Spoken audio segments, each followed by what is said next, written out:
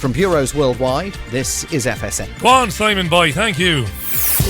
It's the BBG, not the BBC. You're listening to the Richie Allen Radio Show, live from Salford in Greater Manchester.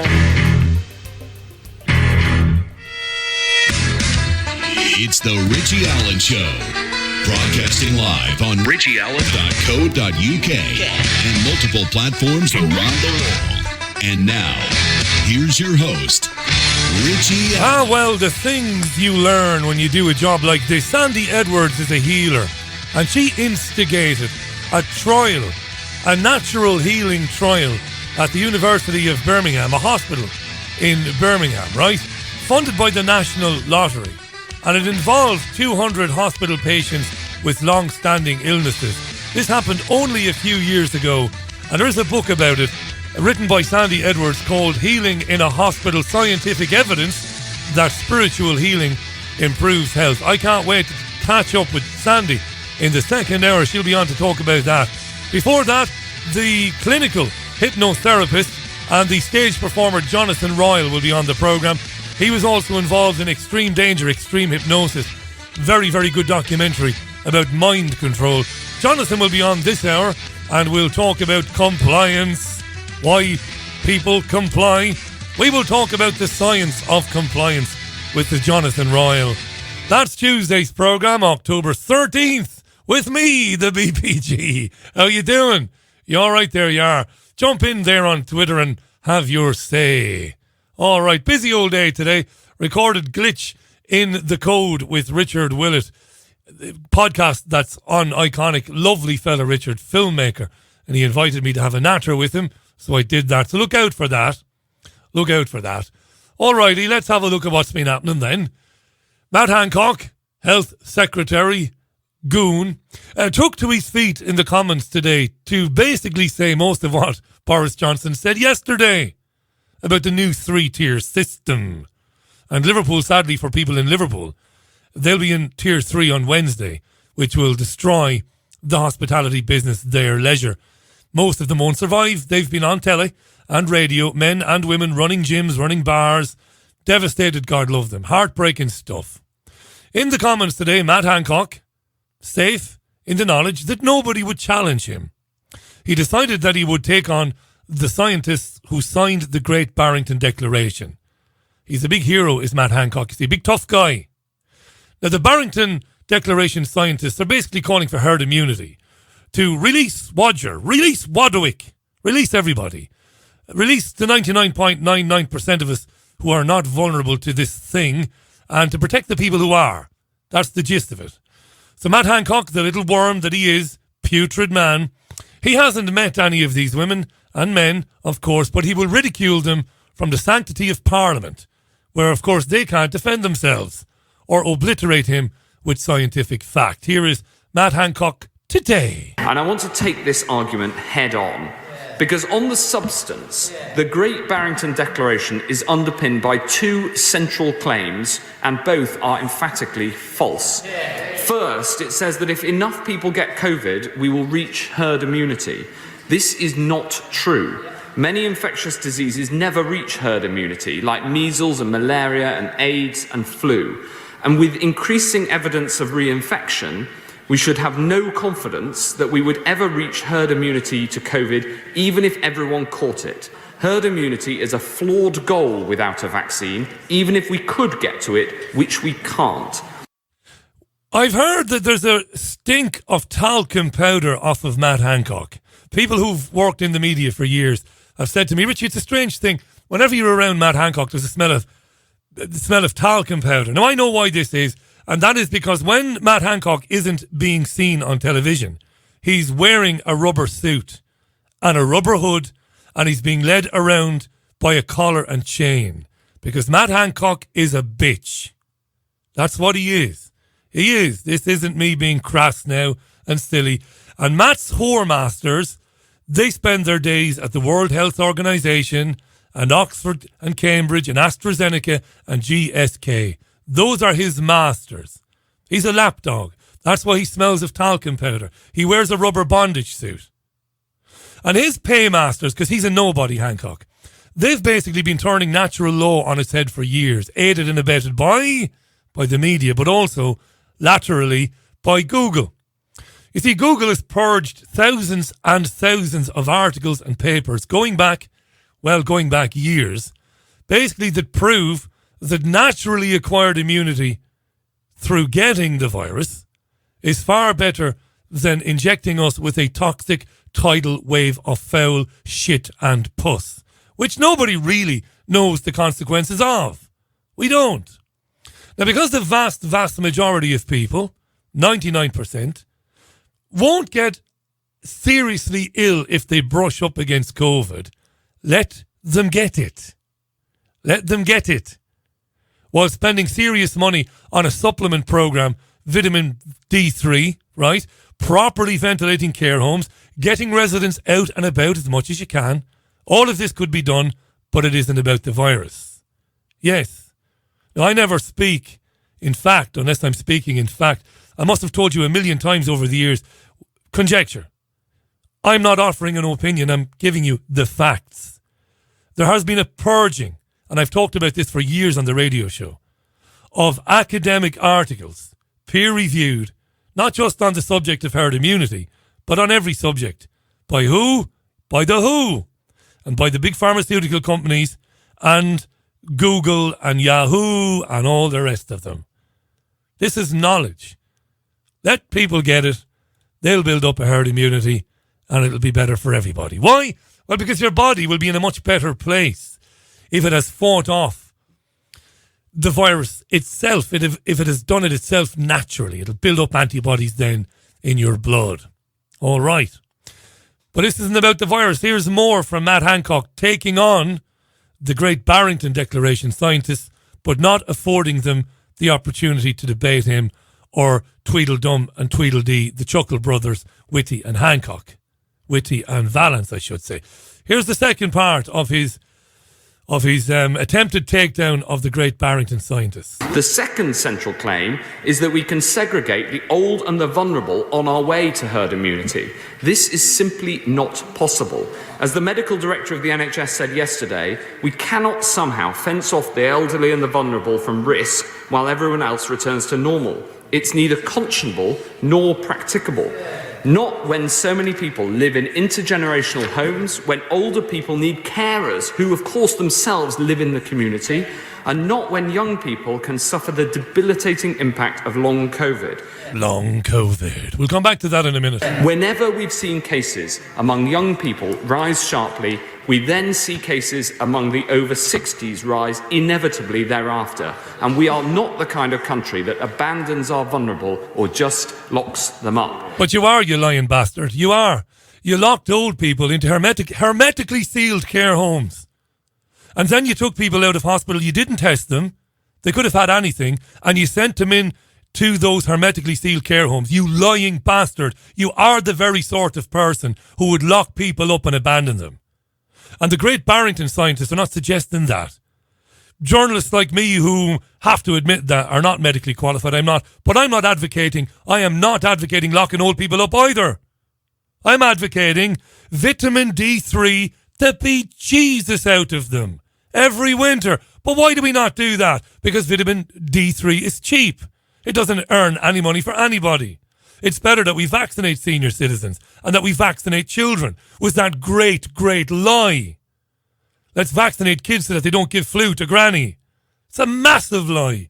If we vitamin D3 the bejesus, and that is a technical term, by the way, that is a scientific term, vitamin D3 the bejesus out of people. Ventilated care homes properly. Care homes are not all ventilated properly. I'm sure some of them are. Get old people out in the fresh air. Jesus, wrap them up. There are such things as jackets and coats and scarves and hats and earmuffs and gloves. Get them out. That's how you do. You don't abandon them. Jesus wept. What else does he say, this pimp? If we let this virus... No, he's not a pimp, he's a bitch. ...virus continue unchecked, the loss of life would be simply too great to contemplate. And we know it would put our NHS at risk, as my honourable friends have just said. We know this, both because... This protect the NHS shit. What about the NHS protecting us? That's how it's supposed to work. I mean, this is real inverted stuff, this, isn't it? This is real screwing with people's brains. Protect the NHS? But isn't the NHS supposed to protect us? I don't know, I think I heard that somewhere. And isn't it supposed to do that because you tax the ever-living Jesus out of us? We pay for it. So aren't we entitled to use it when we need it? Without being told to stay away from it. Because we need to keep the beds open for COVID patients. Insane. Everything is insane, you see. Designed to be such. So people's minds are spinning all the time. They don't know whether they're coming or going, you know. Because of what happened in March and because of what is happening right now. We've already heard from the heads of the Academy of Royal Colleges and the Royal College of Emergency Medicine. Yeah. Jesus wept. Shut up. Hancock there. Do you know what he tweeted last night? He tweeted, our strategy is to suppress the virus, support education, the economy and the NHS until a vaccine can keep us safe. That's what it's all about. Some laughed today. Some laughed. The London Mayor, Sadiq Khan, the Mayor of London, should be the Mayor of Munchkinland. I crap bigger than Sadiq Khan. He's a ridiculous little dude. This geezer wants a national lockdown for 3 weeks. A circuit breaker, as they have begun to call it. Yeah, if the economy is on its back, let's knife it in the throat now, says Sadiq Khan. Sage is saying, and by the way, these are experts appointed by the government. They're not my experts. They're government-appointed experts. Sage is saying the most effective way to slow down the spread of the virus and to get a grip with it is a short 2-week circuit breaker across the country. And by the way, doing that not simply stops the spread of the virus, but also avoids months and months and months of restrictions in tier 1, 2, or 3. And by the way, at the moment, we know businesses are being hammered because of COVID-19 consequences without proper financial support. Can you imagine there have been 4 or 5 months' time with these restrictions? So I know it sounds tough having 2-3 weeks of a really strict regime, but that 2-3 weeks will ameliorate months and months of us dealing with the health consequences and the economic consequences as well. Madman. The Mayor of Londonistan. That's what the far right calls it. Londonistan. Always makes me chuckle. The Welsh First Minister is Mark Drakeford. He's the Toffee's Jimmy Cranky, effectively. He's the First Minister of the Valleys. He looked at the nut job that is Matt Hancock and said, I'll see your lunacy and I will raise it. First Minister of Wales, Mark Drakeford. This is good. North Wales Police cannot stop someone and turn them back simply because they're not following guidance. We need rules that prevent people from high incidence areas coming into Wales to low incidence areas. The Prime Minister needs to act. He has the power, he has the authority. What he lacks is the willingness. Yeah. He needs to find that. Yeah, this guy wants people in England to be banned from travelling to Wales if their own town or area is in a high tier alert, so if you're in level 2 or 3. And he wants this change to be made in the law so that the police can arrest people for driving to Wales. Unbelievable. And of course, this is where health passports on your phone and devices come in. You can't go to Cardiff for the wedding. Turn back! Because there are a higher number of cases than usual in Salford. Get back up the motorway, you big ignorant baldy bollocks of a gammon. Yes, officer. Fair enough. Your phone will give you away. Your phone will hang you out to dry. That big baldy prick is he's from Salford. Send him back. Dr. Lawrence Gurlis is a well-known GP. He told Talk Radio's Mike Graham this morning that the media are taking a perverse delight in fear porn. Dr. Lawrence Gurlis. I still think there is some perverse enjoyment that certain parts of the media have in making this look worse than it is. And I still can't work out the motivation for some reason. I think they're just... I can't work out the motivation, he said. They're getting paid to. That's their job, is to exaggerate, amplify, terrify, terrorise the nation. Anyway, Mike Graham, then, the presenter, he has something very interesting to say. I think they've just got lonely, desperate, ghastly lives, some of these people, because I know a lot of journalists, and most of them are psychopaths. Most of them are psychopaths, the journalists that Mike Graham knows. This isn't tongue-in-cheek, he isn't joking. And most of them are actually very lonely people. They can't get on with anyone. So I imagine what they actually enjoy doing is to actually kind of, frighten everyone because they become obsessed. I mean, look at Robert Peston. Look at Beth Rigby. Look at Laura Kunsberg. I mean, would you want to sit with any of those people on a long train journey? Yeah, I would. I'd love to spend time in a carriage with Laura Kunsberg, Beth Rigby and Robert Peston. I'd have plenty of fun with them on a long train journey. 18 minutes past the hour. Welsh First Minister demanding travel bans. Sadiq Khan demanding a 2 to 3 week national lockdown. There's no opposition to it anywhere. None. It's a load of monumental bollocks. All of it. It really is. The whole thing has fallen apart. You know, the Edinburgh study has destroyed it. The Great Barrington Declaration, scientists have annihilated this, the need for this lockdown. We know what's going on. And it has fallen apart. And this is why the government, I think anyway, has introduced its aces in the hole. They've got 2 aces to play. One of them is long COVID, which makes me laugh, and reinfection. Long COVID. Let's deal with long COVID for 30 seconds. Matt Hancock's long COVID. Yeah, the Richie Allen production crew were up all night making that jingle. I made it, by the way. It's garbage, right? Okay. Long COVID is the notion that young folks don't just brush COVID, but in fact they end up with very debilitating, very serious illnesses, long-term illnesses like fatigue and chronic illnesses and heart problems. There's no evidence for any of this. None. There's been no proper study done. It's just a lie. But it's one of their ace cards. Because when you say, listen, your whole story is falling apart, only 82-year-old people die of COVID, really, doesn't do any harm to most of the population, they introduce the lie of long COVID. So that's one ace card. Second ace card is this reinfection. We are seeing evidence, they are saying, that people can get COVID again and again and again and again and again. Here's the BBC today. A man in the United States has caught COVID twice, with doctors reporting the second infection being more dangerous than the first. The 25-year-old from Nevada needed hospital treatment after his lungs couldn't get enough oxygen into his body. Our health correspondent, Anna Collinson, explains that this case is in the minority. But it is in the minority now. But it's still interesting for the scientific community. It's still interesting. The BBC should not cover this, because this has not been peer-reviewed.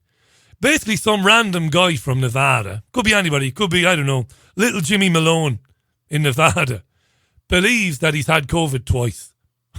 Right? So let's make a big news story out of it, even though we don't have any idea if that is common enough to even talk about. But hey, we're the BBC. We're part of the fear porn. So let's hear from the BBC reporter in the US about the bloke that got COVID twice. Many years ago, dear listener, this is true. Many years ago. I come from a place called Waterford City. And I used to go on trips with my uncle many years ago. He was a musician. And I would go to hotels in rural areas now. Rural areas, right? Out of the city, out of the town. And I can remember a time when you would buy a ticket to go and see the man who met John Wayne. Honest to God, I'm not making it up. Village Hall, come and meet the guy who met John Wayne. John Wayne made a film in Ireland years ago, very famous film, The Quiet Man. Come and meet the man who met John Wayne. That's how it was. This is what this news roundup is like. Let's hear about the bloke from Nevada who might have got COVID twice. You couldn't make this shit up. This case is about a 25-year-old man, so he's young. He's from the US state of Nevada, and in April he started experiencing some symptoms: cough, fever, headache, that kind of thing. And he was tested for coronavirus, and he got a positive result. Now, those symptoms then went away, and he was then tested 2 more times and got a negative result. But then at the end of May, he started experiencing the same symptoms again, though this time those symptoms were worse. So on top of the headache, the cough, he started experiencing shortness of breath and had to be hospitalised with oxygen support. Wow. Because his lungs were struggling to pump that vital oxygen around his body. Oh, well, this is proof then definitive proof that you can get COVID again and again and again. Now, in early June, he once again tested positive for coronavirus, so that's twice in a matter of months. Now, this man was young, he had no underlying health conditions or immune disorders, and he's since recovered. But what's significant about his case is it suggests previous exposure to COVID-19 does not necessarily guarantee immunity. That's outrageous. They're talking about one guy. That is outrageous. One guy out of a population of 7 billion people. 7.5 billion. The guy was sick and then he wasn't sick and then he tested negative and negative again and then he tested positive again and he had a bit of shortness of breath. It suggests, says the reporter, that getting COVID once is no guarantee that you won't get it again. Mad stuff. Listen, we better just listen to Margaret Harris. Remember Margaret? We should give up, I think. Let's give up.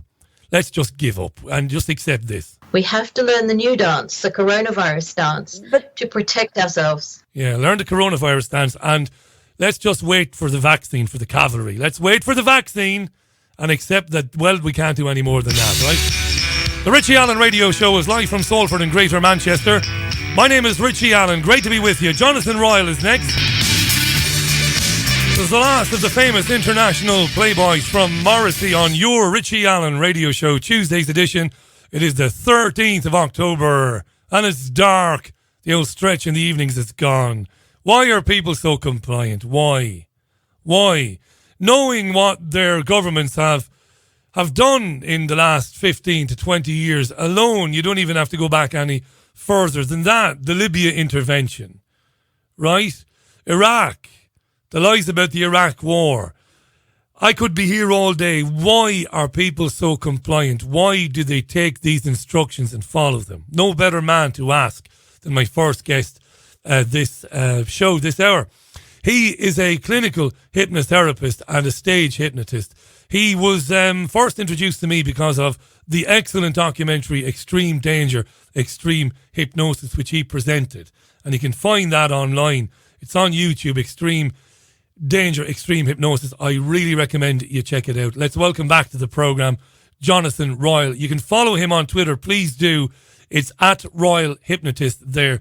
Jonathan, thanks for taking the time out to speak to us, mate. How are you? I'm good, Rich. How are you? I'm great, and it was short notice, pal, so thanks for coming on. In fact, no worries. It's crazy times. Now, when we talk about acquiescence and compliance, I would imagine that you're not as surprised, maybe, as I am, that people are blindly, in many cases, going along with these contradictory and arbitrary instructions coming from their government. There's only one thing that surprises me at the minute, and this is a bit of positive hope for everyone. What actually is surprising me is the large number of people who are actually waking up and realising. But sadly, that is still the tiny minority. We still need to get that message out there because, we're fighting against people having been conditioned from the day they were born. That's the problem. Part of their conscious mind is probably saying to them, this doesn't add up. It doesn't make sense. If something's so dangerous that we need to close down pubs and restaurants, say, in the top category of places, then why don't we close them with immediate effect now, rather than wait till Wednesday, which is what's happening with Liverpool? It doesn't make sense. Anyone with a functioning brain cell can see that doesn't make sense. The same as when we had, lockdown earlier in the year. Yeah, we're going to close everything from this day. No, hang on a minute. Do it immediately. If it's that dangerous, if you've got genuine evidence of danger, normal risk assessment for any industry, health and safety, risk assessment training, is if you identify a risk and there is a way to safely mitigate that risk, minimise it as much as possible, that you do it in the quickest, safest way possible. You don't go in 2 weeks' time, you're going to have to start wearing masks. Yeah. Because if you've got evidence saying you're going to need masks, then surely that evidence exists now. So therefore, by not getting us to do it now, you are either lying to us or putting us at risk. Now, personally, I think it's lying to us, the majority of it. But that's not the point. The truth is, I think they do it on purpose. because by making people actually think that doesn't make sense, that makes people become confused, and they will be split into a couple of categories of people generally. The category of people who, like many of your listeners, Richie, are already waking up or have woken up massively and already know what a ridiculous world we live in. It will go, they're up to something here. But sadly still, the majority of people fall into the other category, which is, we know something's not quite right, but these are the people in power. They must have our best interest at heart, because they're still subject, sadly, the vast majority of the population, and that's where we can all help out, trying to wake people up, to the conditioning they've got from birth, going to nursery, going to school, being conditioned into learning what they're told by authority figures, memorizing it, recalling it in exams and getting rewarded for recalling what the authority figure told them. You're not really learning stuff at school. It's an indoctrination system to teach you to obey authority figures. And with the exception of when people get bullied at school, obviously that happens to some people. Sadly, it happened to me. But generally speaking, the classroom is engineered to be relatively safe, or at least it used to be. I hear stories these days of chairs getting chucked around and all manner of nonsense now that teachers are not allowed to give people a clip around the ear. But generally speaking, everything from the day you're born, whether it's nursery, school, summer clubs, literally everything, and then you go to work, everything is geared to condition people at a deep subconscious, unconscious level that authority figures either have to be trusted or have to be feared or have to be obeyed, because if you don't obey them, then there are repercussions. The obedience thing. And yeah. I should give another mention of the documentary that we first spoke about when you first came on, Extreme Danger, Extreme Hypnosis. Do check it out, folks, because Jonathan gets into this in great detail. We demonstrate all those different areas of life. It's everything. It's your schooling, the way it's structured. It's your job, the hierarchy of social systems. You might not realise it, but even going to something like, I won't give them, no, that'd be publicity, wouldn't it? If you're going to a weight management group, there are various names of them. Even they are structured to make you feel a sense of self-blame, shame, guilt and regret if you haven't managed to lose weight, say, by the next meeting, and you're judged then by the people around you. So to feel accepted or special, or to feel good about yourself, you have to lose, even if it's only £1, and so that then people will give you a round of applause, a pat on the back, and make you feel worthwhile. Well, so that same principle of people feeling bad and being inflicted with feelings of guilt, shame, blame and regret, and anyone involved, no offence to anyone who does believe in an invisible God or a deity, but Catholic Church is a prime example of instilling self-blame, shame, guilt and regret into people, and then absolving them of it through confession and stuff to make them reliant on that ability to let go of that apparent self-blame, shame, guilt and regret, which, if they had people's best interest at heart in religion, they'd empower the person to realise that heaven and hell are within yourself. It's your own creation. It's a state of mind. It's the same as politics. If we actually had any say in anything, they wouldn't let us vote on it. Simple as that. Let me ask you this, Jonathan. Let me ask you this, because I want to stay with this. When you talk about cradle to grave programming to accept authority figures, to accept their presence, to accept their necessity, and to accept that they have our best interests in heart, can you contemplate? Have you contemplated that maybe that programming was all about a day of reckoning, like what we are currently witnessing now? Because I'm struggling with that. Have we been led into the state of mind, the collective state of mind of obedience, because it was part of some plan further down the line in order to prevent us from, or try to prevent us from, rising up against it. Definitely. And my reasoning for that is this. Now, at the time that all this started, the plan may not have been as fully formed as it has been in the past few decades.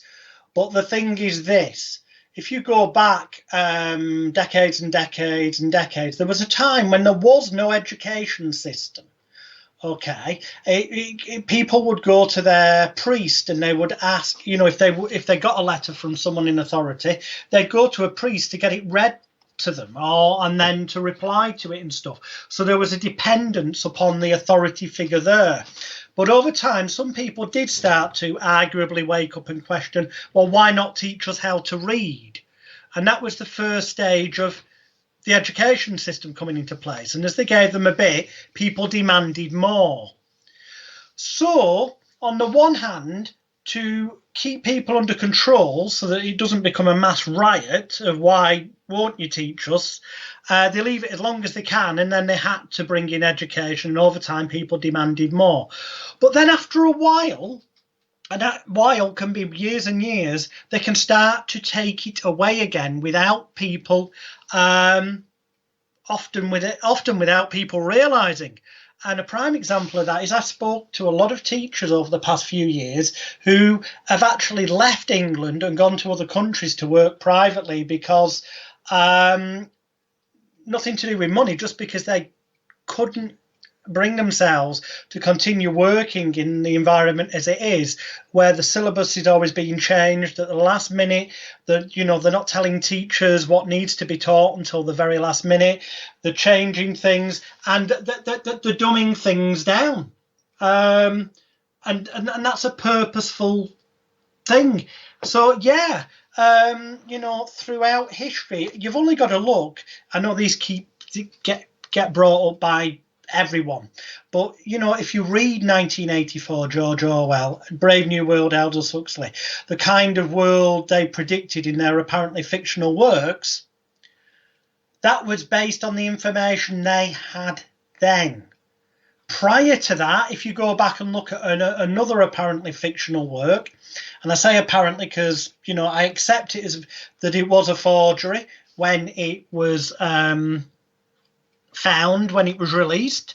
I want everyone to realise that. But nonetheless, the simple fact is forgery and not claiming, not being what it claimed to be or not. In 1903, the Protocols of the Elders of Zion document, which you can find on the internet freely to look at, was published in 1903. Even people who say it's a forgery agree that it existed in 1903. So in that context only, this document written in 1903, read it and you see laid out a plan in 1903 which has either already occurred as they said it would occur, or is occurring, the final bits occurring, unfolding around us right now. To such a degree that can that just be coincidence?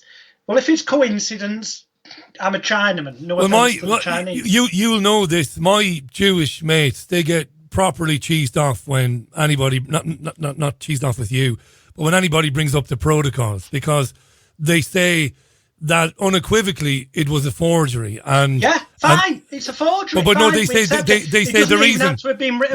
I know that. But they say the reason they find it so repulsive is because it suggests that there is an innate desire amongst Jewish people to control events and to control the world, and they find that repugnant. Isn't.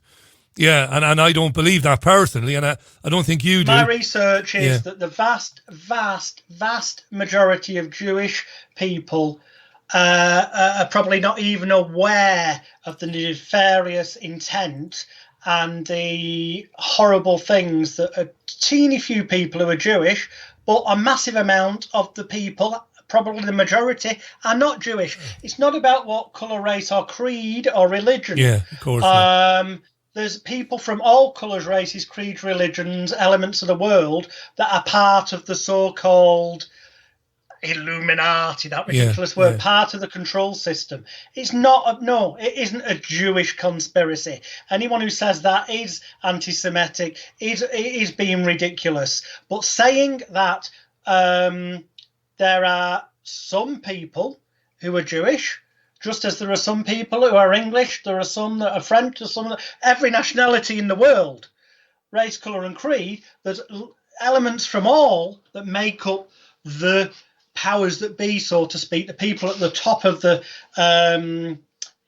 agenda, the people who really pull the strings in the secret societies, as we cover in Extreme Danger, Extreme Hypnosis, the people who truly fund the likes of Bill Gates, because Bill Gates is held up as this big multi-billionaire philanthropist, allegedly. But, he isn't top of the tree.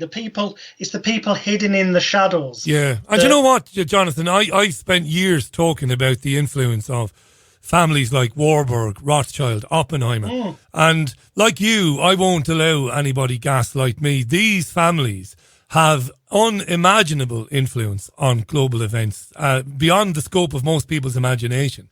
But what I struggled for years to comprehend was the fact that these families were considered to be Jewish families. I don't believe they are Jewish families. They might say they are. They might claim to be Jewish, but they're not.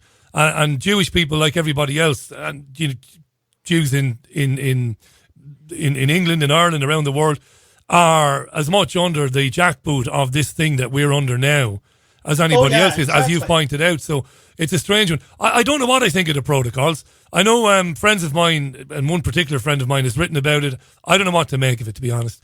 Well, the only thing, it doesn't matter what you make of it in that context. Because you think it's uncannily accurate. You think it's accurate. The only thing the one thing that nobody disagrees with is there's a proof it existed in 1903. Yeah. So it doesn't matter who wrote it. The point is somebody wrote it, and the contents have occurred or are quite clearly elements of what's needed to occur have occurred in order that the rest can occur as things go on. In the same way as if you look at the, if you go searching on Google for the Rockefeller PDF from 2010, which was, if you use the keyword lockstep with it, that was put out in 2010, and it's got in there what it details, the lockstep section about how to control society. We're seeing that going on right now. And that's why it is fascinating. It did exist, whomever wrote it, and anybody who knows anything about it will know that Henry Ford was the big believer in it. But again, Jewish scholars will say Henry Ford was a notorious anti-Semite. So look, let me just read this. This is interesting because you have these families. You have the Rockefeller family. Obviously, you have the banking families we mentioned. Spiro has just sent me this. Now, I was aware of this because I've seen this quote several times before. Rockefeller wrote an autobiography back in 2002, and there is a quote in it, and it is genuine. He says, "Some even believe we, the Rockefellers presumably, are part of a secret cabal working against the best interests of the United States, characterizing my family and me as internationalists and of conspiring with others around the world to build a more integrated global political and economic structure. One world, if you will. If that's the charge, I stand guilty and I am proud of it." Rockefeller did write that. There's no doubt about that. So it's all there, isn't it? I mean, there's no denying any of this stuff. It's in the public domain. All the jigsaw are hidden in plain sight. Well, that's the thing. They're getting more and more blatant now, you see. If you watch closely the news in recent times, several times they've talked about the behavioural control unit, or as it's nicknamed, the nudge unit in London. Yeah. This is a unit that's set up to study the best way to influence the general public to think what they want you to think, to do what they want you to do. A prime example being they will have realised that with this whole mask wearing thing, and I'm not going to go into the elements of the evidence out there that it can be harmful for you to wear a mask and all this, that, the other. I'm just talking from the psychology here. They wanted people to wear masks, and so they put the emphasis on putting stories out into the media that people who've not got a provable, valid medical reason not to wear a mask should be, reported. The police should be pulled in. They should be fined. That people should, name and shame them. In other words, it was about turning the majority of the population who are compliant because they still believe in, the authority figure, the conditioned from birth we spoke about before, turning them against everyone else to make them go, hey, get a mask on. Why haven't you got a mask on? So that the other people who, all right, at one extreme, it doesn't matter what happens. There's people who walk up enough and stand up for themselves. Great. But then there's that midsection where there's people trying to wake up, trying to do their own thing. But then if they've suddenly got the majority of the populace going, oh, you selfish bugger, get a mask on. You're going to kill people. Yeah. It's instilling into people. It's legalized bullying. They're encouraging people effectively to instill blame, shame, guilt, and regret into people. And I get anecdotal evidence of this every day, Jonathan. Let me just remind our listeners, we are joined today by Jonathan Royle. And folks, look up the protocols of the Elders of Zion yourself. Don't take my synopsis of it or my opinion of it. Make your own opinion of it. As Jonathan quite rightly says, it was out there in the early part of the 20th century. Ford printed it. It's been claimed to be a forgery. There are a lot of people who say that it isn't. My genuine Jewish mates always get pissed off when it's mentioned because they say, look, it's absolutely anti-Semitism. It was out there to create the idea that Jews were, as a group, determined to control the planet by themselves. I actually, deep down, to be honest, my own conclusion is that that was part of the plan with the original document. So in the context of the way it was purported to be, I'd say, it's a forgery.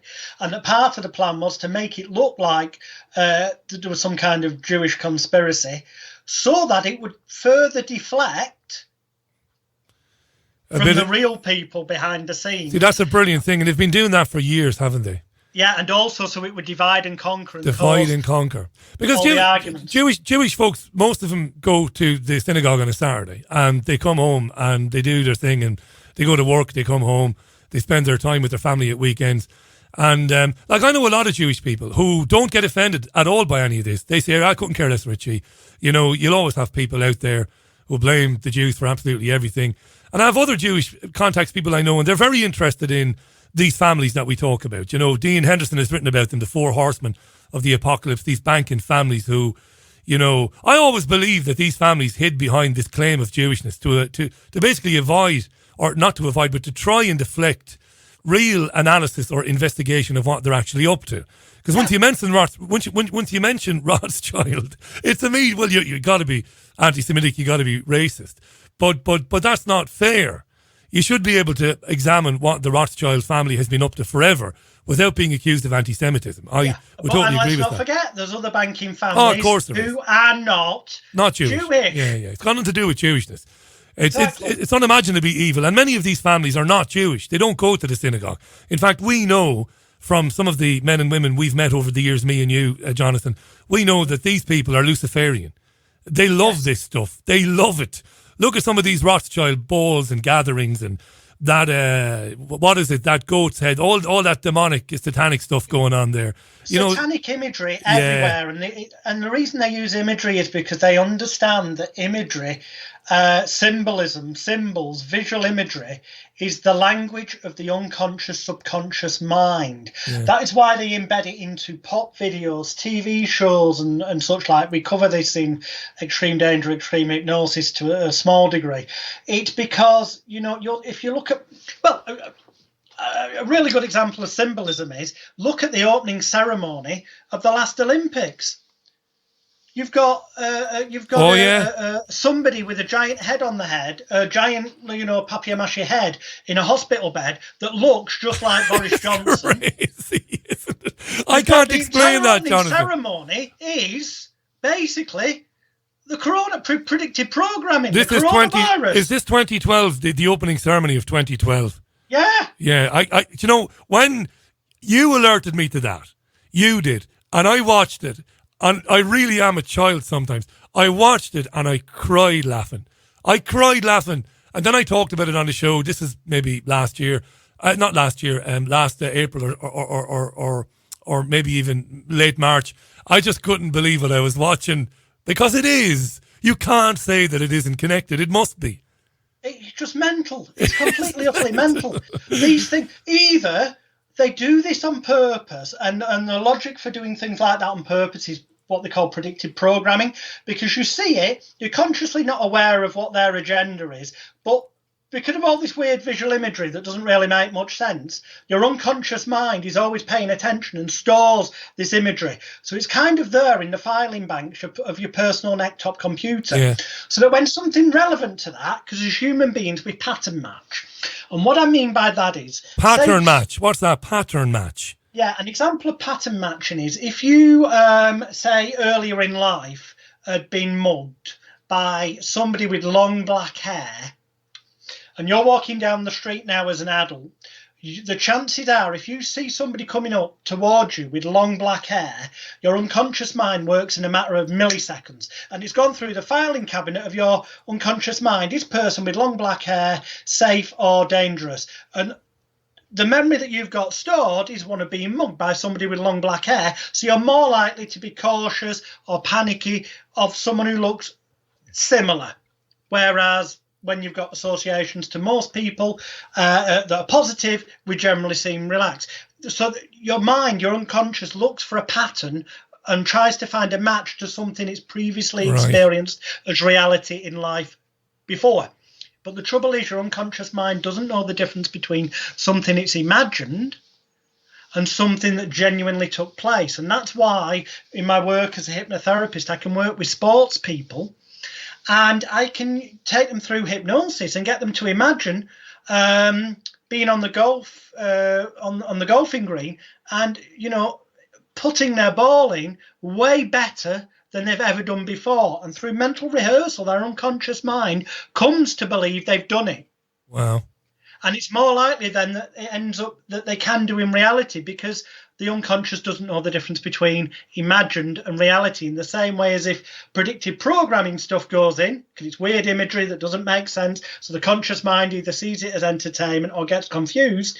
That means the critical faculty, analytical area of the mind kind of goes, it makes no sense to me, can't tell if it's safe or dangerous, it must be fine, it's just entertainment. So when it gets, and it's in your unconscious, subconscious, call it what you will, where it stays, to be pattern matched when something relevant to that comes. But when it pattern matches, because it's been delivered in an entertainment form of safety and innocence, allegedly, things that should be picked up as dangerous or red alert are more likely to go under the radar, because when your unconscious subconscious does the pattern matching, it finds something that relates that's got associations of entertainment. No, I'm betting you that theory is controversial, I'm guessing. You're an expert, you're a qualified expert, so I have great respect. There's no such thing as qualified. Let's make that clear. There's no such thing. No, I should say legally recognized. No, there isn't. You're qualified to talk is what I meant to say. You're qualified to talk on this subject. So a lot of our listeners will say this is very interesting but very controversial. Surely our conscious and our unconscious minds, it's the same thing, can make a distinction between what is and what isn't real. The conscious can, the unconscious, subconscious can. And this is known in general psychology, not just in conspiracy or truth circles. It's known in conventional psychology, but it's known on a much deeper level by those with nefarious intent. A prime example being, I am one of the few hypnotherapists, stage hypnotists, hypnosis trainers in the world who categorically will go on record and state that you can make anyone say or do anything you want against their morals, against their values and against their will. To do so will be breaking the law, obviously, but it is possible, and under controlled conditions, for the purposes of certain media experiments. In the past for the Gadget Show on Channel 5, I was set the challenge of, could I get people to reveal their computer passwords to me without their knowledge and against their will? And I did in 2 out of 3 of the times I tried. And if I'd been given a bit longer to work with the third person, I would have cracked it eventually, but there was limited time for the filming.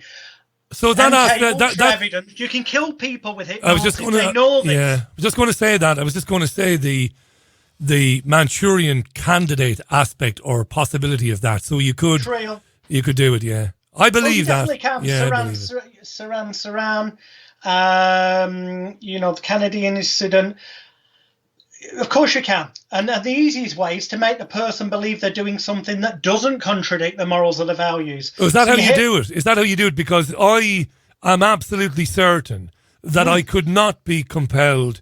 I'm not saying I disbelieve you. I do believe you. But sitting here right now, I am not a murderer. I would not murder anybody. I think I would have to be at death's door myself, or my family would need to be threatened for me to do anything like that to somebody else. I would have a legitimate legal reason, but I couldn't be... Far easier. Yeah. We'd use regression to make you feel, act and think as though you were 5 or 6 years of age, and that you were playing cowboys and Indians, for example. Go on. And that you are the number one cowboy sheriff in town, and that when you see the red Indian and then describe the individual. So John F. Kennedy, describe the individual. Yeah. When you see the Bobby big Kennedy, bad whatever, Indian, yeah. you will see them and react as though they are the big bad Indian, and you need to save the world. So you'll pull out your cap gun from your inside pocket, and you'll go bang, bang, bang, bang with the cap gun 4 or 5 times to make sure that you can, kill the big bad red Indian. And then, the person you can make the person believe that they're 5, 6 years old doing something in the context of a 5, 6 year old that would be acceptable to them morally because they're just playing. But actually, in this example, obviously it wouldn't be a cap gun. It would be a loaded firearm, yeah, and then off you go.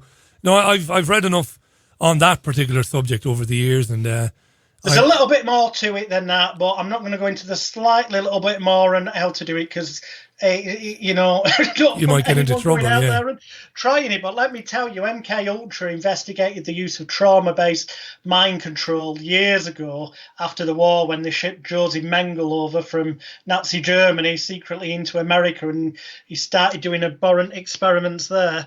And one of the things they learned how to do wonderfully through pain, the use of pain, drugs, and sexual and physical assault, was to compartmentalize a person's brain. So in other words, to get parts of your brain to splinter off into different personalities. It's how you create multiple personality disorder or split personalities. And you can therefore create a traumatized personality that splinters off, that's totally individual from the person's normal consciousness, that when they're flicked into that alter, as it's called, that traumatized personality state or alter, morals and values can be such that they would happily kill someone if they thought that by killing somebody it would bring an end to that trauma and abuse that particular personality had been receiving. Do me a favour, right? I probably should have given more time to this today. Get back on with me within the next 2 weeks to get into more of this, will you, Jonathan? Because it's really by all means important. Fire a day. We'll do a bit longer. Before Jonathan goes, back to my pal Spiro in the media. He makes an interesting point, does Spiro, about the Jewish lobby in the United States, Jewish lobby, and again, I'm probably too hard on. I'm not hard on people when the term Jewish. I, of course, am completely uncensored. I do not self-censor. Anybody who knows me and knows the abuse that I took from the Zionist lobby in the UK last year, I had people putting my address online, my phone number, because I revile the state of Israel. I hate it. It shouldn't exist. It has no right to exist. It's an apartheid state that brutalises the indigenous people of that region and its lobbyists around the world. Not to mention Hasbara. I mean, it's a dreadful thing, Israel, and its influence in the US and in the UK. I could talk all day long about that, but not to try and save my own back. I get accused of this all the time. Oh, Richie won't say what he really thinks. No, because it's not what I really think. That's got nothing to do with Jewish people living all over the bloody world. What are they going to do about that? It's got nothing to do with them. But yeah, he wants me to put it to you, the the influence of the Jewish lobby in US politics and in UK politics, well, I'm guessing you accept that it is very, very, what's the word I'm looking for here now, prominent, influential. Yeah, but it appears to be so because some very rich individuals get publicised because they're out up front. However, in terms of how, the percentage of people involved, it's a teeny weeny tiny number. So you can't really say that because of that obvious prevalence that that means that there's some kind of conspiracy there. It's a good way of putting it, Jonathan. You can't. Look, however much I despise Israel, I don't blame Jews for it. The far right for years always blamed Jews. It's the Jews. And I never had any time for any of that. I totally endorse their right to free speech and to believe whatever they want to believe. But I never bought into that. I had, as far as I was concerned, I was too smart for that nonsense. It's got nothing to do with individual people. Israel is Israel. It's done what it's done. And listen, blame France, blame the United Kingdom. Look at the Sykes-Picot Agreement. Look at the Balfour Declaration. Blame the United States of America.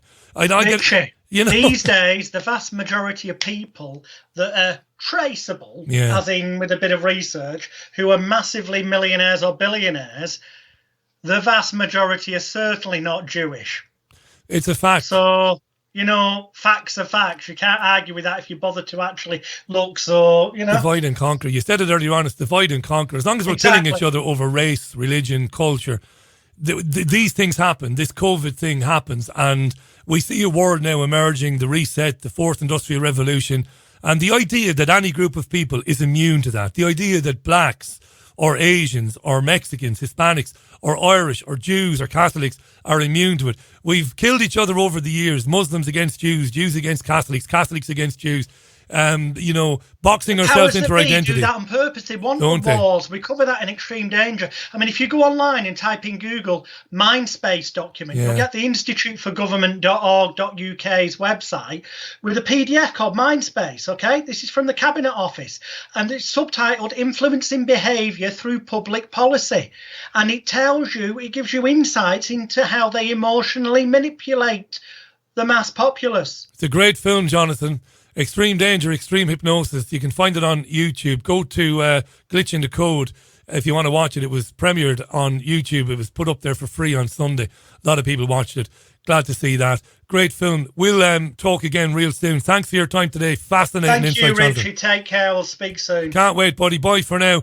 Terrific. Jonathan Royle, live on the Richie Allen radio show. Very respected clinical hypnotherapist and very successful stage hypnotherapist there, talking about initially why the compliance, why we are bearing witness to this mass compliance to mask wearing, to social distancing, and even businessmen and women agreeing to close down their businesses.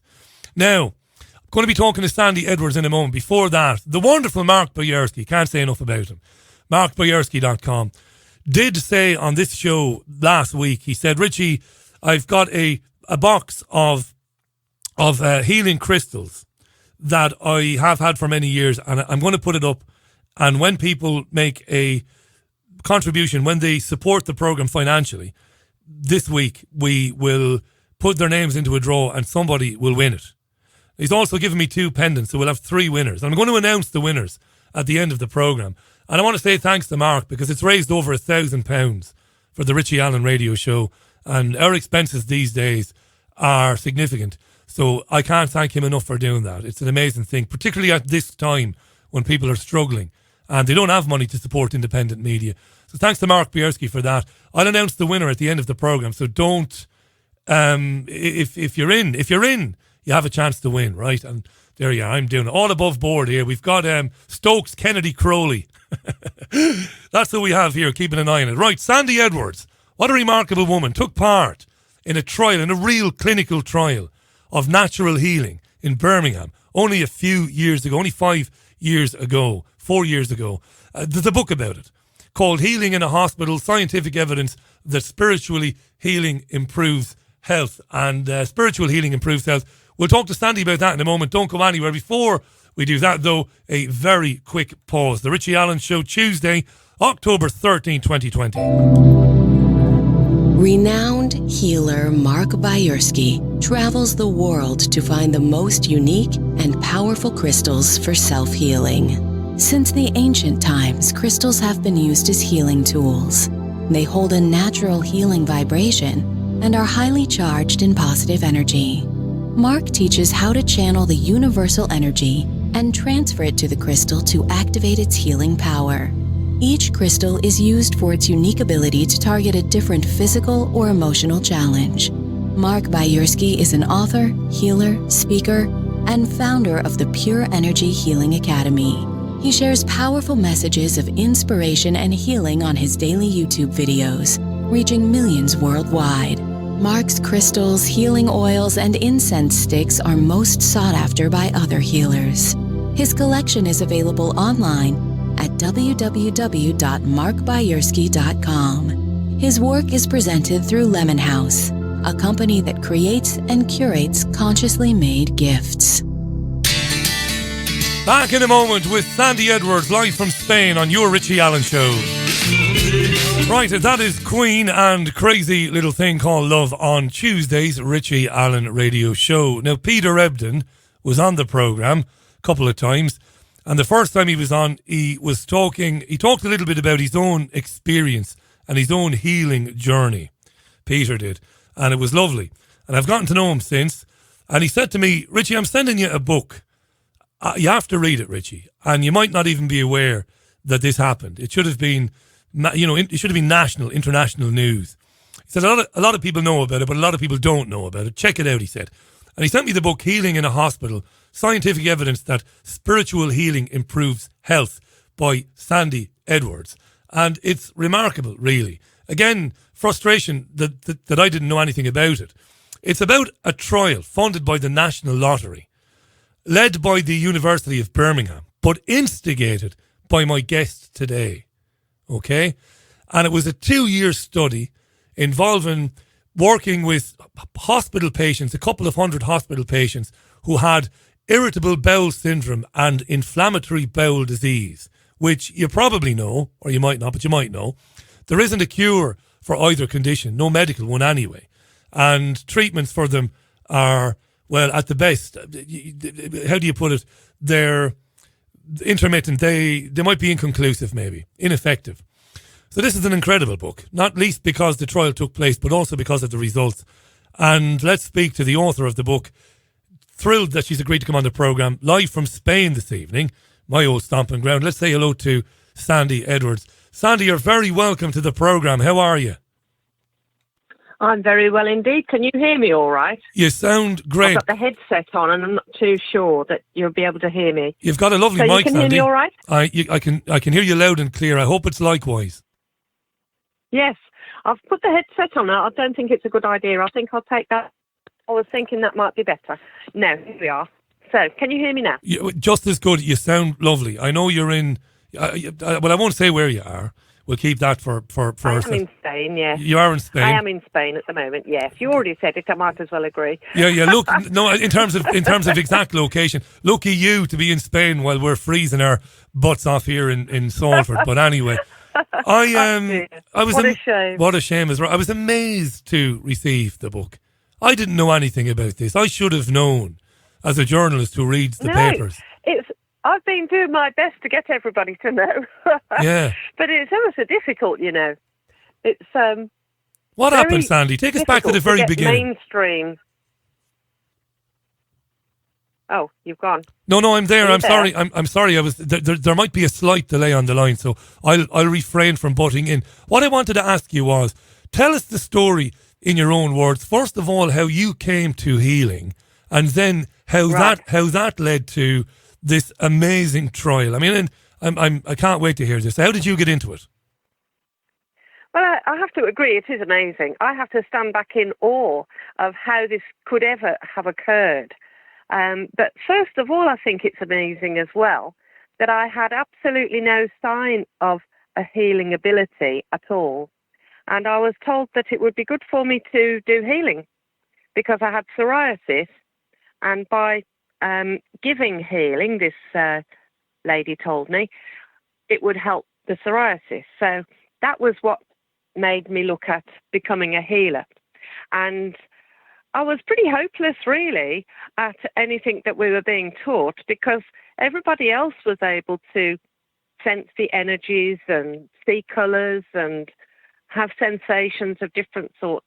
And I had absolutely zip, nothing. So I just put my hands where we were taught to, just the different sequence of hand movements. And the people that I practiced on said wonderful things about their experience, and just as much as patients of the people who did have all of the sensitivity to it. So even for many years I had no sign myself, no tingling, no seeing lights or colours or images or sensations at all, and yet the people I did the healing on sometimes had magnificent things occur to them. So I've had so much feedback all the time. I thought, well, I've got to carry on. And so I trained for 2 years. That's the minimum training period with the Healing Trust. The Healing Trust is a UK-based but international charity. And most of its members used to be, and all of them used to be, I think, volunteers. Nobody charged anything for what they were doing. That's changing now with the way that society is. There's a lot less volunteering generally across the population. But I'm still a volunteer. And on the way home, from qualifying, I thought, I could apply for a lottery grant to set up a voluntary healing group near home, because the nearest one to me was a couple of long junctions away on the M6. And I thought, it's better to have as many as you can have. So the more local they are to people, the more chance they'll experience healing. So I applied for a lottery grant and I got it. And that was in 2000, and opened up a voluntary healing group. I managed to get the mayor of Walsall to... Walsall is, for people who don't know the Midlands, it's near Birmingham. So I managed to get the mayor of Walsall to invite us to his parlour, and sent the newspaper article off to the local ones. And we had tons of people come to that very first opening in November 2000. And 5 years in, there was a lady who came for healing who I hadn't seen before. And I always like to know where people found us from, so that should I come to do any marketing, and I always went for free marketing because we hadn't got the money to pay for anything, and we're all volunteers, overheads for renting the room, donations only was what covered our costs. And so this lady hadn't got on her card. You always have to have a card with the name and contact details. And so for insurance purposes. So I always like to have a note of where they found us from. And that hadn't been filled in by whoever had seen her before. So I asked her, and I was astonished when she told me that it was her consultant at the hospital who'd sent her. Wow. And she told me that he'd sent several others already, and he was pleased with what they had reported.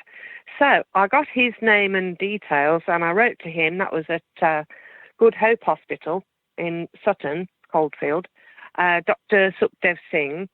And I wrote to him detailing the professional standards that the Healing Trust adheres to. So as members, there's a whole raft of professional standards.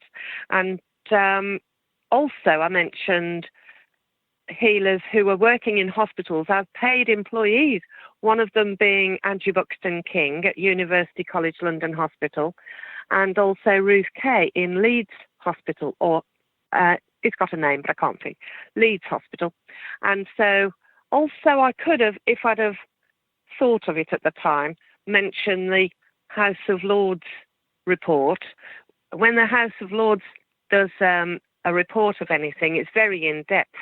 And that was done in 2000, I think. I'd have to look at that. I'd have to look at my book to check dates. but it's in the book anyway. Yeah. And they were saying that healing was beneficial. It was shown to be beneficial. Actually, as regards research into healing, out of all of the different complementary therapies that there are, the most has been on spiritual healing. That's just an aside, mentioning that. So I wrote this letter to Dr. Singh, and he responded positively. So I went along and we met, and it took the hospital, I think, 18 months to give the go-ahead. I don't know why. And so maybe because it was new and different. But then I started working in the next room to Dr. Singh. So an ordinary consultation room, no potted palms, ordinary clinical things around and a couch, and the window looked out onto the local burial ground. So not a lot to put you at ease. But when I saw people, Dr. Singh would have already had a consultation with them and maybe suggest to them that they'd like a healing session. So if they said yes, they came the 5 paces to my room, and in those 5 paces I might say something to break the ice like, have you ever had healing before? And they would invariably, almost invariably, and I saw hundreds, would say no. And I would ask if they'd ever had any complementary therapy before, and almost everybody said no. Almost everybody. It was amazing how few had experienced such a thing. So I do seem to have a way of relaxing people, don't know. But Dr. Singh would see people immediately after the healing session to see what they had to say about it. And some of the responses were startling for him. And other people noticed improvements later on, and when they came for a further consultation months later, they might tell him then about things that they'd noticed. And just a couple of weeks after starting, these people were saying these are like highly cynical, skeptical people, didn't believe that healing could possibly help them, and yet it did for many of them, and noticeably for some, startlingly so for others. And I thought all of this information is just drifting into the ethers. It needs to be gathered. So I asked Dr. Singh if I could do an audit, and so he agreed, good idea. So I wrote a questionnaire. I should have done some research as to how you write a questionnaire, but I just thought, well, the things that are important to people is pain relief, maybe. Do they feel stressed? Are their relationships good? Did they sleep well? All of those kind of things. So only about 5 questions, I think, maybe 6. And so I put this questionnaire together, and it was approved by the hospital committee for that. And I set 2. And the questionnaires were coming back with all these lovely comments. Also, I gave them a questionnaire, identical one, to take home with them for them to complete a week later. And from those week later ones, you could see that people were still benefiting a week later, and it's only 20 minutes for a healing session. Perfectly able to give a healing session in any situation. Well, I suppose I ought to say what a healing session consists of. Someone can either be sat down or lying down. They don't need to take their shoes off, their coat off or anything. And then the healer works around them in a set sequence of hand positions without touch or with touch. I like to use touch, but we're taught without. And so a couple of months after me starting at the hospital, I started, I think, in the August or September. In the November, the lottery announced research funding for charities and not-for-profit groups whose work would benefit, whose research would benefit the public. And so I found this out from another member of the Healing Trust. I've never heard of her before, not ever heard of her since, but she took the trouble to send me an email to say this was on offer. And so I went in with this news to Dr. Singh, and he by now had seen enough to have the confidence to bring together the University of Birmingham, which is Russell Group University, which is the UK's equivalent of the Ivy League in the States.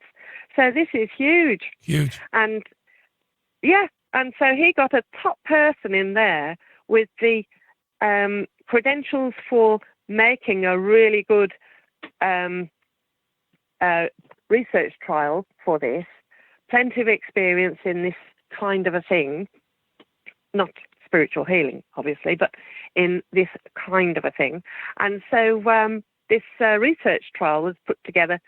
We applied for the money. Now, applying for the money was a huge, intricate thing to do. Oh, I can imagine. And so to get all these people from the university and from, it had to be applied for by a charity. Well, the Healing Trust is a charity, but it's just a two-bit charity, really. I mean, it's not got the credentials for applying for a massive grant that's going to do a massive research. We just do healing. Was it a bit overwhelming? It sounds like it was a bit overwhelming, that going down. It's amazing. Yeah. It's amazing. Dr. Singh is the hero here. He is the hero of the whole story. He brought together the University of Birmingham. He also brought on board Fresh Winds, a medical charity that uses complementary therapies. I don't think they're in operation anymore, actually. Yeah. But he brought them forward to be able to do the application. They already used Healing Trust healers in their organisation, so they were confident of the benefit that healing brings. And so also the NHS had to be involved, the primary care trust, the hospital itself, to provide the patients and the space for us to do the healing in. And he brought all these partners together to agree and made the application, hundreds and hundreds of applications that the lottery people had for this. And it was so complicated, an application, that they provided workshops for people to go to learn what you have to do. So I went on those. Is that right? I went on those. I made sure that I knew all the bits and bobs that you've got to do. Not the clever stuff, because, of course, the research trials are done by clever people who've got PhDs already, and I don't. So I went to make sure that we ticked all the boxes, and I fed back all that information through Dr. Singh to get to the clever people who are doing the actual nuts and bolts of it. And hundreds of charities applied, and we got the money. And you got the money. £205,000. Now, remind us now, Sandy. Before you tell us, remind us what year this is. We've got Sandy Edwards live on the radio show from Spain. She's the author of Healing in a Hospital: Scientific Evidence that Spiritual Healing Improves Health. This is a vital conversation. She's been explaining, Sandy, how she got into healing, her journey into healing, how she ended up working in this hospital in Walsall with Dr. Singh, because at the charity that she was involved in, the healing charity, the consultants at the hospital were sending people to be healed, amazingly. And that's how it began. And only one. Only one. Yeah, but still amazing, though. An amazing thing. Yeah. One consultant, Dr. Singh. So Sandy goes to meet him and gets on very well with him, and she comes in as a volunteer, as a charity worker, and starts working with people if they consent, if they agree to have a session. And many of these people are very many of them are showing great results. So it's mooted then, the idea is mooted, that some proper research is done on this, a proper trial of it, and that's where we are now. Sandy's just telling us, or just told us, that they got a grant of just over £200,000 from the lottery. I find it very funny that you had to go to a workshop to learn how to apply for that. That made me giggle, but anyway, here we are. Now, what year is this, Sandy? What year is this? I think, to be honest, the University of Birmingham would have done it with their hands tied behind their backs anyway. But because those workshops were on, I went to them just to make sure and make sure all the boxes were ticked. Anything I learned, I sent back to Dr. Singh for him to send to whoever was necessary for that. But what was the question? I forgot. Yeah, it was just about, just for the timeline now, what year did this trial begin? Did you get the grant? 2007 rings a bell, because 2007, I think I started work at the hospital, that's right. And it took a year or two to get the lottery funding, because there was a big delay, because when we told Fresh Winds about this idea, they didn't want to do what I'd suggested. They wanted to do something of their own. But luckily for us, for me, or the Healing Trust, their application didn't hold water. So it got cast aside straight away. And then there was still a second opportunity to send in applications. There had been 3 opportunities to send in applications. We missed the first one because Fresh Winds did their own, but there was still a second one to go at. The third was cancelled because there were so many brilliant ones in tranche 1. So we still had the opportunity to apply, and we managed to get in by the skin of our teeth for the time, for the deadline of this second opportunity. Second wave. Thank heavens. And so we got the money. Yeah. I know, it's just amazing how this all has occurred. Every stage is another an amazement to me. I'll say the word amazed lots of times, during this interview. So the programme itself then was, you've already mentioned that it was for IBS people and for irritable bowel syndrome and IBD. IBD is inflammatory bowel disease. And this is a gastroenterologist consultant that I was working alongside. So, of course, these are gastro patients that are being involved in this research. And 100 were IBS patients. With IBS, they have terrible symptoms. There's nothing much on the table for them medically to help. And yet, when they have investigations in their body, there is absolutely no sign of lesions or anything that could be causing those symptoms, but those symptoms are still very real. Yeah. Those people are suffering. And so the medical world believes that it's probably psychological. Right. Though the actual symptoms are real. And the inflammatory bowel disease people, and that consists of ulcerative colitis is one group, and Crohn's disease is another. Those are both inflammatory bowel disease problems, and those do have physical issues that they can see with all of the tests that they have, so they know that that's why they're getting the pain and the whatever else they have. They have terrible issues. They can't go out of their home without knowing where the next toilet is. Yeah.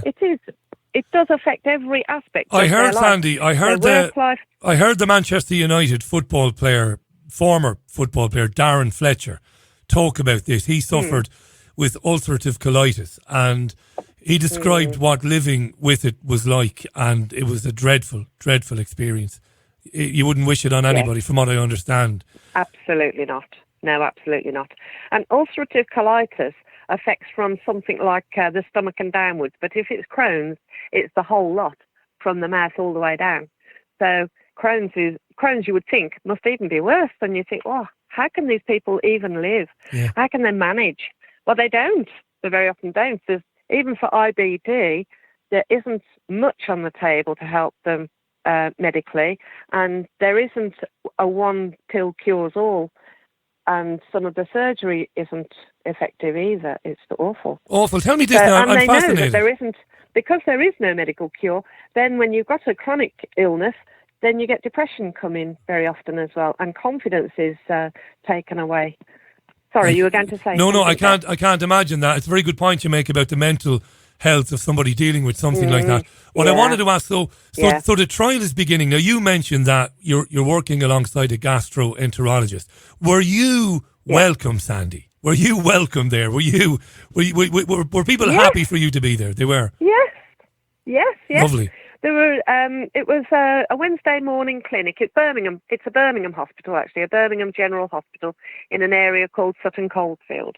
So it's on the fringe of Birmingham, and there are other consultants working in the same clinic. Dr. Singh was it was his clinic, and other consultants worked in the clinic with him, and there were some who were open-minded to it, but not really. A little bit.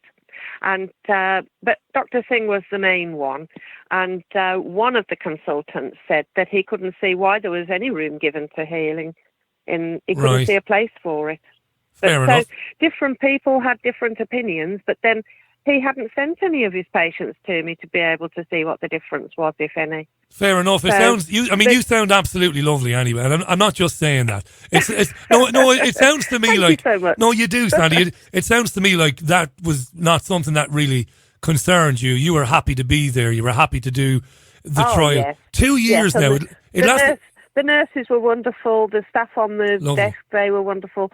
Everybody was on side. It was lovely.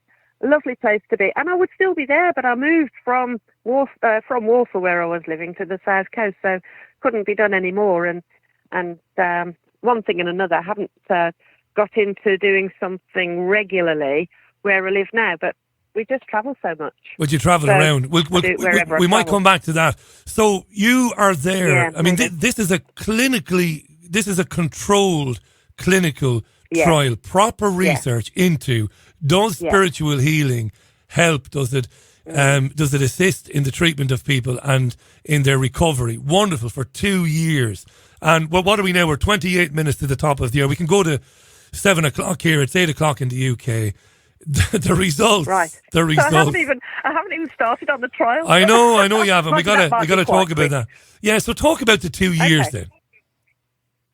Talk about The 2 years. I mean, did it fly by you? I mean, you were working there every Wednesday, you said, working with these people. Wednesday morning. Yeah. Yeah, there were two groups of people. There was 100 of the irritable bowel syndrome people, IBS, and we were aiming for 100 with ulcerative colitis, but it's not as common.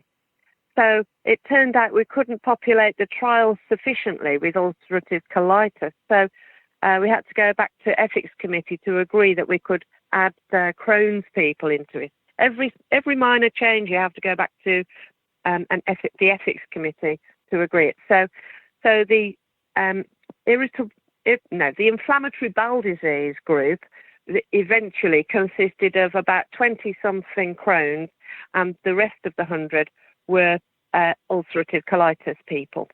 But out of each of those groups, half of them were given the healing treatment straight away, and they had 5 sessions. Each session is 20 minutes.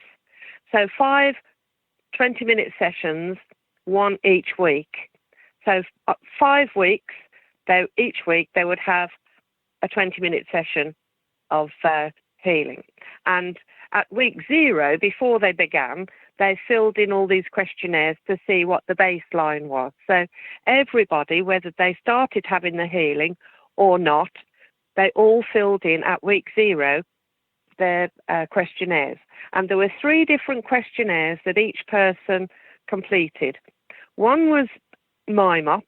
So MIMOP is well known. It's my measure your own performance, I think it is. So each person, no matter what they had the matter, they had this MIMOP questionnaire to fill in, and that is for whether your life has improved by whatever it is you're receiving. So it could be medication or it could be a treatment of anything else, but in this case, obviously, spiritual healing. So the people who began their healing straight away, they were called the treatment group. And the other group, the ones that were randomized into being the control group, they had to wait for 3 months before they could start having their healing sessions. So that we've got the first 12 weeks to be able to compare the ones who had the healing and the ones that didn't. So there were 50% of the IBS people began straight away with their healing sessions, and 50% of the IBS people waited for 3 months. And then they had their 5 healing sessions. And the inflammatory bowel disease people, they were split. Ulcerative colitis, 50% started straight away. The others waited 3 months. Also the same for the Crohn's. And everybody, though, no matter what they had the matter with them, they all filled in a MIMOP. This was developed by a GP who wanted to know that the treatment she was giving anyone was actually helping their life. Didn't matter. It did matter, but it wasn't focused on the actual symptoms for the thing that we're looking at. So doesn't necessarily reflect how it improved their IBS or their Crohn's. People have other problems as well. Some of these people have a file 2 inches thick of what's the matter with them. I won't go into the details, but it could be something worse than IBS or IBD that's the problem with them. So it's their quality of life that we're looking to see. That was the main point of the whole program, for quality of life. So this MIMOT then, whatever the score is for the group, each group, a reduction of 1 point is what we're looking for to show that they had tangible improvements to the quality of their life. So after 6 weeks, the IBS and the IBD group that started with their healing session straight away, they went down by a whole point in 6 weeks. So straight after the 5 healing sessions, you got a questionnaire at week 6, straight after your last healing session, then another one at week 12 to see if the improvements continued, and then at week 24 to see if there was any long-term benefit. So after 6 weeks, they'd gone down by 1 whole point. That is really good. Amazing. And so then week 12, they had the questionnaires again, and the same improvement for both groups again, not a whole point this time. They hadn't had a healing session since week 6, wasn't it? Week 6 was their last healing session, and now it's week 12, so it's week 6, could be 7 weeks after their last healing session, I think it is how it works out. So they went down by a further half a point, I think it is. I can't see now the detail on my thing, but they went down again by whatever it was. I would think it's like a quarter point that they went down by, not having had any more healing sessions in that time, but they still improved. And then week 24, they did lose a bit of that benefit, but they still didn't go back up to where they were, not at all. Yeah. So they still went back up to 1 point improvement, which is clinically determinable for them. There's no getting away from the fact that they did improve. And I'll go on to the next thing because I'm getting into too much detail and we'll get less. Now there are 3 ways of it. No, I was just going to say the detail is measuring improvement. Sorry, Sandy. The detail is pretty heavy. It's important. Yeah. It's important. I've got a graph in front of me. It's important at the same time. But if we can synopsize that as best as we can, because it's really the conclusions that are irrefutable. It's what's astonished me reading the book. Really, you have when these results are coming out. What's the reaction of? I mean, I'm guessing Dr. Singh is not surprised at all, but some of the other clinical men and women, some of the other hospital not consultants. Have we lost? We've lost her just briefly. Hang on there, we'll get her back. This is just getting really, really good. Sandy Edwards is our guest. Sandy is in Spain. She is the woman behind a book called Healing in a Hospital, Scientific Evidence that Spiritual Healing Improves Health. And it's about an astonishing 2-year clinical trial involving 200 hospital patients with long-standing illnesses. We mentioned them, irritable bowel syndrome being one of them, and ulcerative colitis. And the results, this was national lottery funding. The University of Birmingham was involved. Let's get Sandy back to call. It does happen when you're on these, even in 2020, these long distance calls, So we'll get her back on the line there. Peter Rebden gave me the book. I didn't know anything about this. It wasn't given a lot of coverage in the national media. Maybe you won't be surprised by that. Sandy, I don't know what happened there, but thank God you're back. No. I lost you momentarily. I looked at my phone and it said no service, so something must have happened to the signal. Thank God you're back, because we're getting to the crux of this now. I was asking you about the reaction of the other clinicians when these results were coming out. I don't know. No? I don't know, really.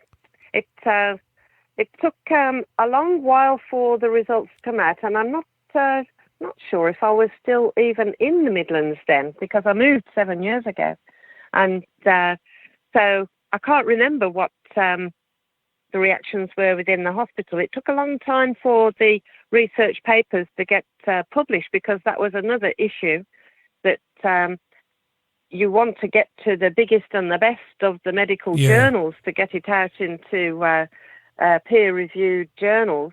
And it's only when it comes out in a medical journal that you can talk about it at all. So it's like having a jury at a trial, a criminal trial. You can't have the information out in the public that the jury's got to make a decision on. So that's the same way with research. You can't discuss it before it's out in the public, it's out there, in a journal, medical journal. And so there were 2 research papers that came out of it. There's the one where it's the questionnaires. So that's the quantitative, yeah. And then there's the qualitative paper. So two research papers came out, and they reflect each other's results. So that's another confirmation. But there's confirmation of those results as well by statistical significance, because that was incredible. And also, what's the other one? Effect size.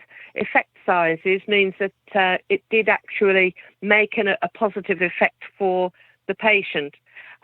More detail about that. But the thing is that each one of those questionnaires reflected the benefits of the others. So you could tell that it isn't a fluke.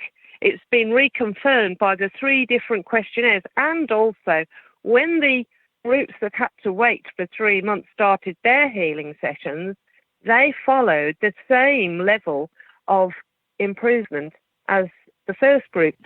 So that was a double confirmation. The results are irrefutable. That's the thing. That's the thing that staggered me. They are. They're irrefutable. And you've got medical professionals saying that this could basically change the NHS overnight in terms of funding, in terms of money, in terms of saving money, in terms of approaching, the treatment of people with long-term debilitating conditions. It's a staggering thing. To me, I mean, I don't mean I'm staggered because I wouldn't have believed it. I mean, it's not that at all. I would have believed it. But the fact that it happened for 2 years, that you were there every Wednesday morning, that you had the University of Birmingham, you had serious medical people looking at it, and they concluded, not only did they conclude that this is hugely beneficial, but they also threw out the door the notion that it's a placebo. That's completely not even on the table, because many of these people were, not in any way expecting it to work. And I've had a question for you from a number of people.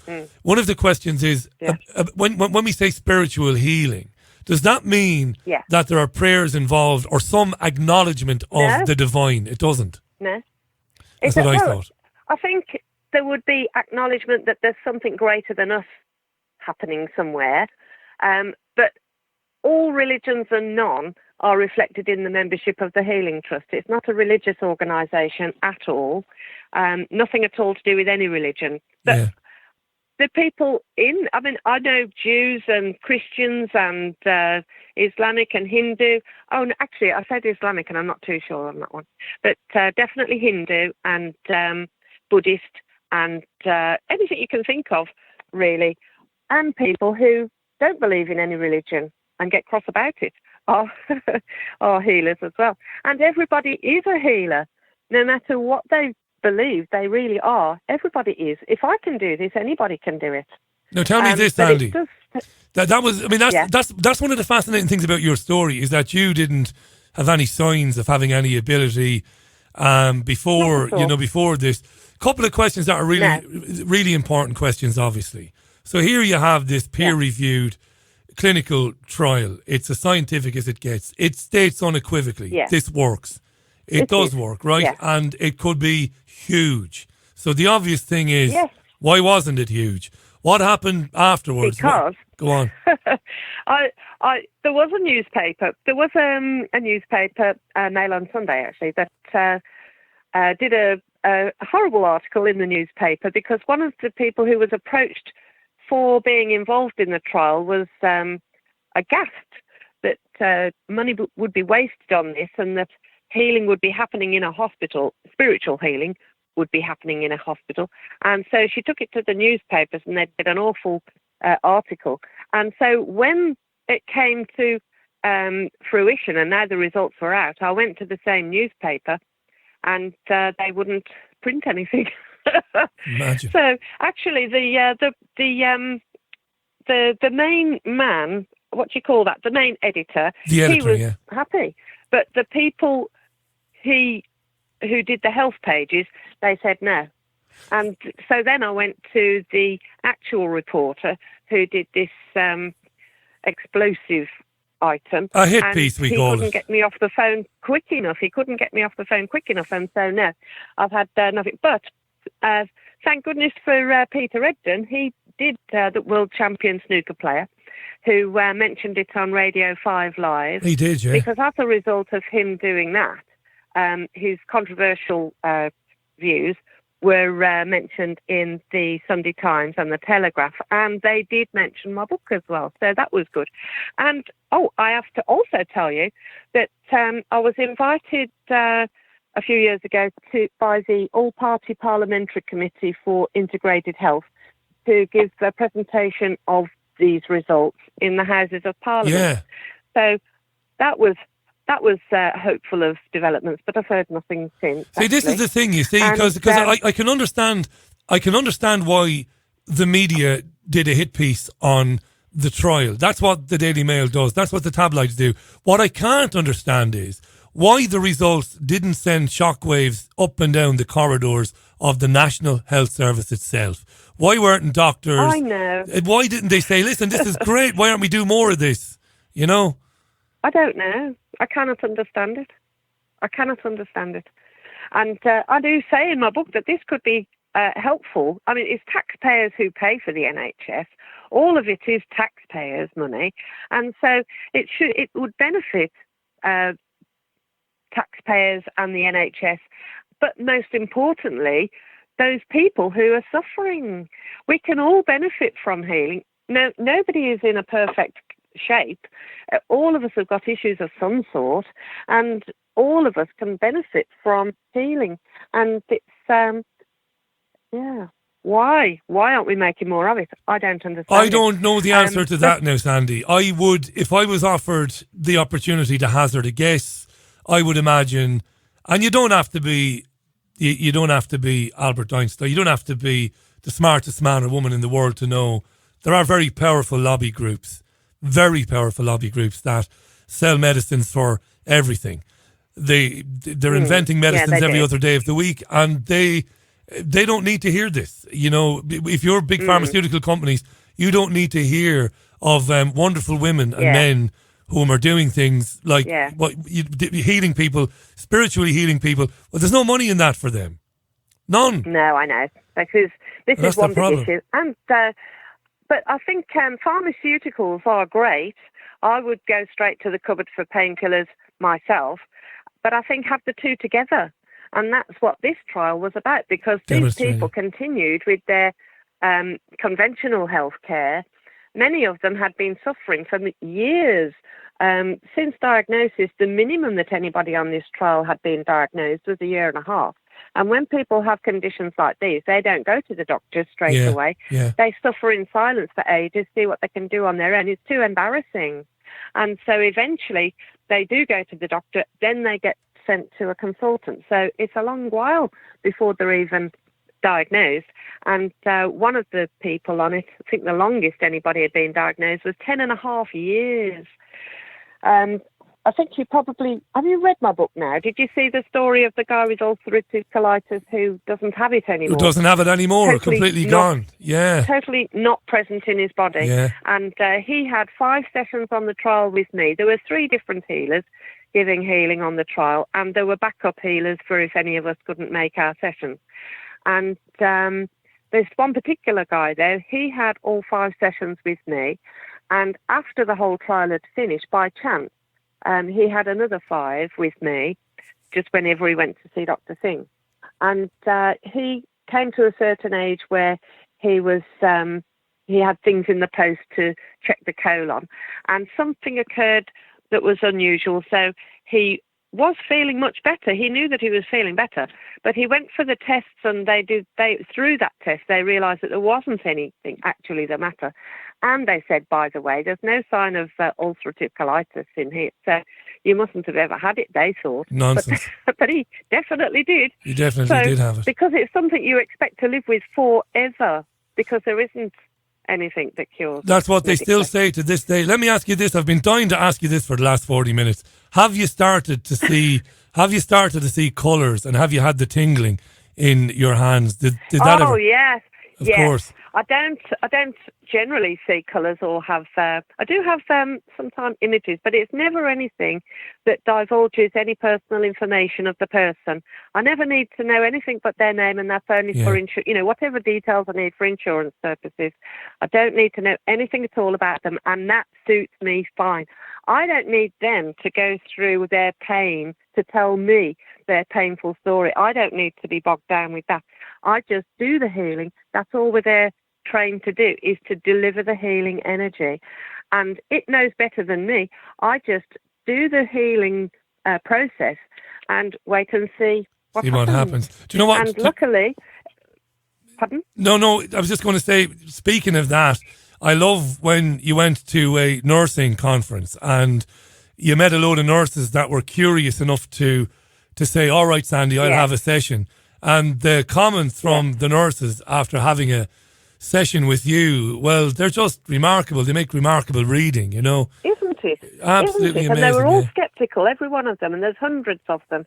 We went to the Nursing in Practice exhibition at the NEC. I took a team there each year for as long as we could do it. And then it was astonishing. And they loved it. The nurses they were either nurses or staff from GP's surgery very often. It was an amazing read. Yes, it was amazing. Sandy, I've loved... Also, some other bits of... Go on. No, you finish that sentence. Go on.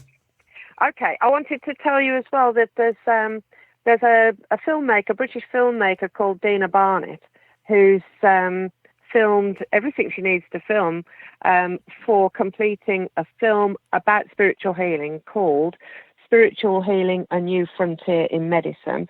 And I'm on that. That's why I'm mentioning it, of course, so that you can look out for that one day. I don't know when that's coming out. But then also a German filmmaker came over and he has interviewed 20 different people, mostly in Germany, but Rupert Sheldrake from Britain, you may have heard of. Yeah. And he interviewed me as well, so that was amazing. And unusually, it seems to us in England, Britain, that people in Germany are prepared to pay cinema tickets to go and see a feature film documentary about healing. Wow. So that is currently now in cinemas in Germany and Switzerland. Oh, we'll have to see it when it comes out. Maybe that will be converted to other languages. I don't know. Well, do you know what, Sandy? So go on. I don't want to, because we're rapidly running out of time. That's why I'm just jumping in there. So if there's something else you want to mention, do give it a mention. Yeah. So now I've got a publishing deal with a German company, and so it's all in German and selling well in Germany. And on the strength of that, fantastic, I've got a worldwide proper publishing deal now, and the second edition will come out in September next year. Brilliant. I want to thank you for coming on.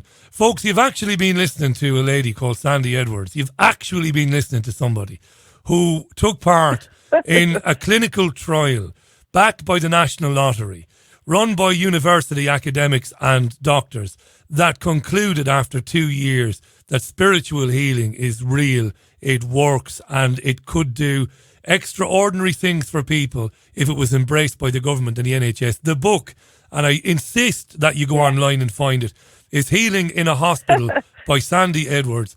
Buy a copy of it. It's absolutely fantastic. After my missus reads it, Peter sent it to me. Yeah. I'm going to send it to the west of Ireland, to my mate Jean Ann in Cleggan. It's some read, Sandy, and you are some astonishing woman. Come back anytime you want to talk more about this. No, I do mean that. The astonishing thing is that all this happened. It happened, I know. Magical. I know, and we should have heard more about it through the media, and the NHS should have taken it and ran with it, but we could speculate again all day long. It's a brilliant book, and you're a great person to have gone through that and lived through that, Sandy. Yeah, you're amazing. Come back anytime you want. Thank you. And thanks to Peter Ebden as well, top man.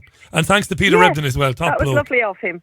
Cheers, Sandy. Wasn't that lovely? Sandy Edwards, live from Spain. Mad stuff to be reading that when I was sent that by Peter. You're actually, you know, it's kind of frustrating to hear about that and not to realise that it went on, that it happened. But the biggest trial of its kind in the world, one of anyway, certainly the biggest in this country. Clinical conditions, properly controlled conditions. A trial produced papers that said, this works. This woman knew what she was doing. And these people that were part of the trial, the subjects, their lives changed immeasurably. Their sicknesses went away. Their lives became more manageable. Amazing stuff. Great. Thanks to Sandy. Now, let's go out on a really, if that was positive, this is just as positive as well. My pal Mark Boyerski, check out markboyerski.com, a healer himself of great repute, great renown, has been very helpful to me over the years and some people very close to me.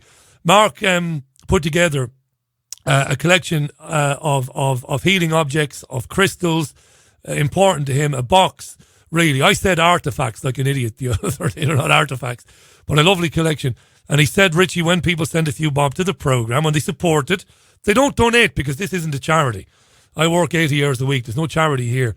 When they support the programme, they will go into the draw. And we have winners. Now, there's 3 prizes. So we have a winner of the big prize, the box, of course. And then he said, Richie, I'll have 2 pendants as well. So you can give a pendant for 2 runners up. And I've got the names here. All above board, of course. And none of these people are known to me, nor are they known to Mark. That's how it should be.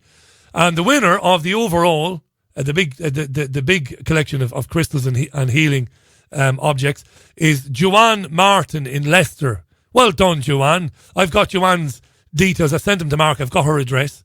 So well done. Joanne wins the overall prize, Joanne Martin. And thanks for supporting the Richie Allen radio show. And the winners of the pendant, we've got David Hall in Cornwall. David Hall. How you doing, David? You will receive a pendant from Mark. He has your address. And another pendant winner is Joanna C. Morgan. Joanna C. Morgan. But I don't have an address for Joanna. She made her contribution to the show and it was just her email address. So the overall winner then, Joanne Martin. Well done, Joanne. The pendant winners, David Hall and Joanna C. Morgan. And Mark Boyerski has the details, and sincere thanks to him. I can't thank him enough for his support, not only of this programme, but also the independent media. It's markboyerski.com. Thank you, Mark. Lovely. I love you for it. Thank you. Thanks again to Jonathan Royle. Thanks, Jonathan. And to the lovely Sandy Edwards. That was Tuesday's Richie Allen radio show. Live from Salford. I'll speak to you tomorrow at 5. Until then, you look after yourselves. As I said, have a good rest of your Tuesday evening or Tuesday day, wherever you are. Bye for now. Bye now.